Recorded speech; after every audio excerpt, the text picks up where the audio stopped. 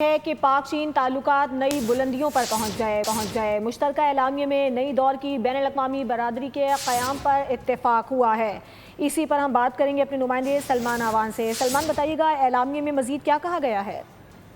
جی بالکل، مشترکہ اعلامیہ تو کافی دیر پہلے آیا تھا اور اس کو ہم نے ڈسکس بھی کیا تھا۔ ابھی جو امپورٹنٹ چیز ہے، اگر اس اعلامیے کو انالائز کریں تو اس میں جس طرح سے ایک نئے دور کی بات کی گئی ہے، ایک نئی انٹرنیشنل کمیونٹی کی بات کی گئی ہے، تو یہ بہت زیادہ امپورٹنٹ ہے ایک نئے سیناریو کے اندر، جس کے وجہ سے دنیا پہلے ہی نشاندہی کر رہی ہے کہ اب یونیپولر ورلڈ کا خاتمہ ہو چکا ہے اور دنیا کے اندر 3 گریٹ پاورز یا 3 گلوبل پاورز ایگزسٹ کرتی ہیں۔ اور اسی کو اگر ہم پاک چین دوستی کے تناظر میں دیکھیں تو پاکستان اور چین کے دفاع اور سلامتی اور انسداد دہشت گردی کے جو شعبے ہیں، جس میں آلریڈی یہ دونوں ملک بہت زیادہ قریبی تعاون میں ہیں، اس کو مزید فروغ دینے کا ذکر کیا گیا ہے۔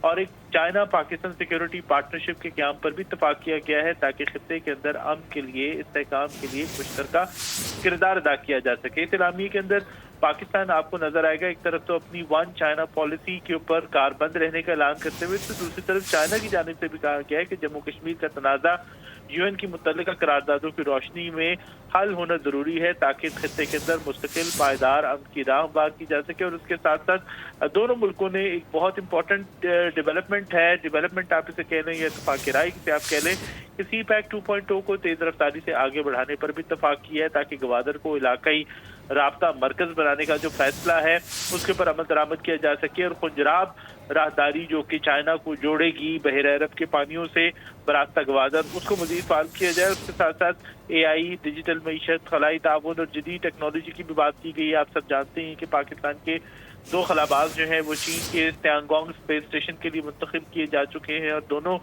خلاباز اس وقت چائنا کے اندر تربیت کے مختلف مراحل سے گزر رہے ہیں، اور اس کی نشاندہی بھی کی گئی ہے، اس کی انڈیکیشن بھی دی گئی ہے اس جوائنٹ اسٹیٹمنٹ کے اندر۔ اور اس کے ساتھ ساتھ معدنیات، توانائی، جو انڈسٹریل پارکس ہیں، زرعی شعبہ ہے، اس میں تعاون بڑھانے کی بات کی گئی ہے۔ اور 2025 سے لے کے 2029 تک جو کا ٹینیور ہے، اس میں اس حوالے سے ذکر کیا گیا ہے کہ چین پاکستان کو 3000 تربیتی مواقع پرووائڈ کرے گا۔ اڑان پاکستان پروگرام کو سراہا گیا ہے۔ معیشت کی بحالی کے جو اقدامات کیے جا رہے ہیں چائنا کی جانب سے انڈورس کیا گیا ہے۔ اور اس طرح سے مشترکہ اعلامیے میں جب ساؤتھ ایشیا کی بات کی گئی ہے تو امن، استحکام اور تمام تنازعات کے حل کے لیے مذاکرات کی بات کی گئی ہے۔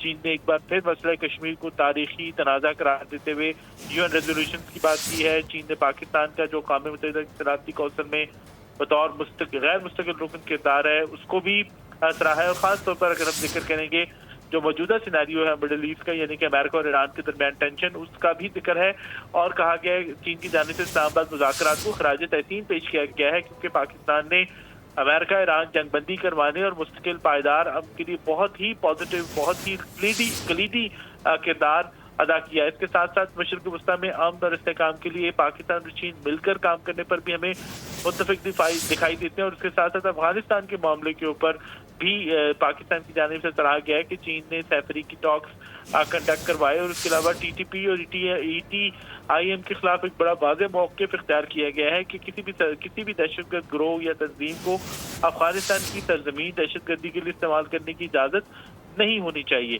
تو اب پاکستان اور چین کے تعلقات جو ہیں وہ ہم جس طرح سے بات کرتے ہیں کہ یہ گہرے ہیں، تاریخی ہیں، برادرانہ ہیں۔ بالکل سلمان، اہم ڈیولپمنٹ ہیں، اہم امور زیر بحث آئے، اس پر بھی بات کریں گے۔ اس وقت بریگیڈیئر ریٹائرڈ مسعود احمد صاحب بھی ہمیں جوائن کر چکے ہیں۔ سر بہت شکریہ وقت۔ سبسکرائب کریں اور بیل دبائیں تاکہ کوئی خبر رہ نہ جائے۔